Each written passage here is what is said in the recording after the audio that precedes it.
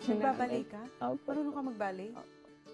Kay Lisa Makuha po dati. Naglisa makuha ako sa Star Theater. Opo. Opo. Kumakanta ako doon. Ballet Manila. Opo. Manila po. Nag-Ballet Manila ka.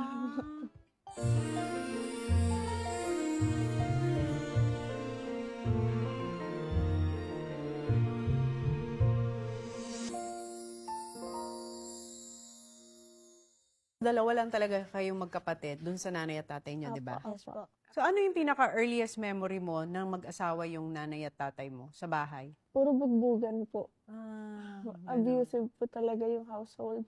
Violent. Opo. Ano yung pinaka-malinaw na memory mo? Nung bata ka? Umiiyak yung nanay ko. Tapos naririnig ko po na sobra yung kalabog. Pag akit ko, nagdala ako ng tuwalya. Kasi yung nanay ko pawis na kakaiyak. Tapos binubugbog siya ng tatay ko. Sabi ko, tama na. Ganyan? Niyakap ko po yung nanay ko. Ganun po. Parang, Tumigil ang tatay mo? opo, tumigil naman po siya. Pero, ano po, hindi na po nawala sa akin. Yung first time mo nakita nakakaawa yung nanay mo? Opo, kasi lagi lang po maririnig ko, ganun. Pero po kasi yung time Never na- mo na-witness yung physical na Doon lang nagsasakitan po sila? talaga. Nakita ko na hinahampas siya ng belt, ganun po. Parang di ko na po talaga kinakaya nun, kaya niyakap po yung nanay ko. So ano nangyari nung sa childhood nyo, naghiwalay ang parents nyo? Di ba pag naghiwalay ang parents, it's either sasama ka sa nanay mo, sasama ka sa tatay mo, o pupunta ka sa lola. Anong nangyari sa inyo? Napunta po kami sa lola, sa mother side. Kasi nga po, ang nangyari pala sa tatay ko yun is nakulong. Kasi nga involved siya sa mga drugs, Illegal. mga illegal po talaga. Kaya yung nanay namin, as single parent and also teenager pa po siya, nag-anak sa akin. So, batang-bata pa po siya. Ilang taon yung nanay mo nung nabuntis sa'yo? Nanganak siya sa akin, 16 po eh. Opo, sa kapatid ko po, 18. Ang bata pa ng Opo. nanay mo. Teen mom. Opo, teen mom po Oo. talaga. Kaya po matagal po talagang panahon na wala siya sa tabi namin. Kasi po kumakayod po talaga siya para may pangtustos sa amin dalawa po. Yun nga po, nung nag-a-abroad po siya, syempre, may tampo po kami sa kanya kasi hahanap-hanapin po talaga namin yung pakiramdam na may nanay ka sa tabi mo. So, okay ang relationship nyo na bago siya umalis. Opo. Kasi nung bumalik na siya, iba na, di ba? Nag-iba na Opo. po. Paano nag-iba? Ano po hindi po namin alam na may addiction pala siya. Addiction Na sa... drugs po. Talagang illegal po talagang mga bisyo. Na hinto lang po pala siya kasi nagtrabaho siya. Dahil nung mga bata pa pala kami, gawain niya na pala yun. Tapos nahinto lang siya kasi syempre kailangan niya mag-stand up para sa aming magkakapatid na magtrabaho siya. Kaya pagbalik niya, bumalik siya sa bisyo. And hindi po namin alam pa yun. Dahil hindi pa naman po kami mulat sa mga ganong bagay. And ayun po, yung pag-boyfriend niya, dahil hindi ko rin po masisi, bata pa po yung nanay ko, naghahanap ng pagmamahal. Kaya nagbo-boyfriend po siya. Pero Yung mga boyfriend niyo, Pilipino? opo, Pinoy po. Tapos Ah. ang problema lang namin is paiba-iba. Malaki talaga yung hate ko sa kanya na parang, hindi ko naman Hate mo tatay. Sa nanay ko, na parang hindi ko naman tatay yan, ba't nandito? Kumbaga parang hindi kami komportable. O kasi po yung mga boyfriend niya, doon po nagsimula. Namolest siya po kasi ako noon. Ng boyfriend niya? Opo, Alam niya? nahihipuan. Late ko na po sinabi. Kaya hindi ko po alam, parang... Molest siya, as in... As in, hinihipuan po talaga ako. Pero umiiwas na ako kasi nga po may experiences na po akong nangyari na. Yun nga po, na nalasing ako pagising ko. Hindi ko alam na nagalaw na po ako. Medyo nag-rebelde rin po kasi ako nun dahil nga wala akong nanay sa tabi ko. Longing ako sa pagmamahal, atensyon. Kaya nabarkada ako sa mga maling tao. Feeling mo, cool yung mga inom-inom, ganun. Nangyari sa Barkada. akin, barkada, nalasing ako hanggang sa ayun na may mga kaibigan akong may kasamang lalaki, wala, magigising na lang ako. Wala na, nakabad na, ganun. So, Napagsamantalahan ka na. opo. Hindi mo alam kung sinong gumawa nun sa'yo? O alam Alam mo? ko po kasi eventually po, Siya po yung parang naging first boyfriend ko. And dahil nga po bata ako, go with the flow ako na, okay, kasi akala ko cool na, okay, dalaga na ako, may boyfriend na ako without me knowing na hindi pala tama. Sinabi mo yun sa nanay mo? Late na po. Hindi siya nagalit sa'yo? Nagalit siya. Pero, ano siya yung nagtimpi siya, tapos tahimik lang siya.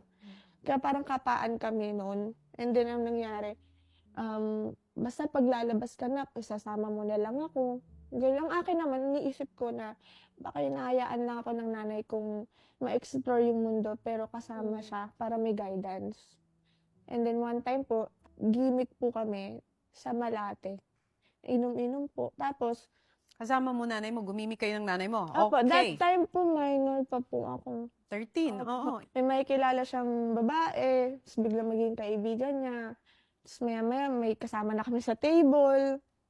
Hanggang sa paglasing na ako, biglang aalis na kami ng club or ng bar. Tapos punta kami ng hotel. Hanggang sa ayun na, hindi ko alam nakaset up na pala yung plano niya. Na, nasa galingan mo na lang anak. Tapusin mo yan. Ganoon niya ako. Lasing ka nun. So, hindi, May tama po, pero hindi sobrang lasing kasi naalala ko pa rin po talaga. yung unang-unang beses na ginawa niya yun. Nakaset up na po sa loob ng kwarto eh. Naiwan niya na ako dun eh. Ano yun, Tapos Filipino? Yung unang lalaki? ano po, Taiwanese. Ganun po. 13 years old? Yung gabing yun. Nasaan ang nanay mo nun? Sa labas lang po naghihintay po sa akin.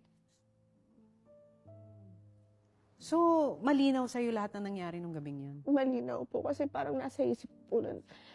Gusto ko na matapos na. Ganun po. Parang gusto ko, tapusin na lang to. Gusto ko na umuwi. Gusto ko mag-lock sa kwarto. Gusto ko mapag-isa. Ganun po. Mm. Yung unang-unang gabi na ginawa yun sa'yo ng nanay mo, hindi kayo nag-uusap ng nanay mo pa uwi? Wala siyang sinabi sa'yo? Kinakausap niya po ako. Anong sabi Kasi niya ang sa'yo? binigay sa amin nun, 5,000. Anong sabi niya sa'yo? Nung pauwi na? Kasi po ang nangyari po nun, napalayas po kami dun sa bahay na tinitira namin kasi sa tito po namin yun.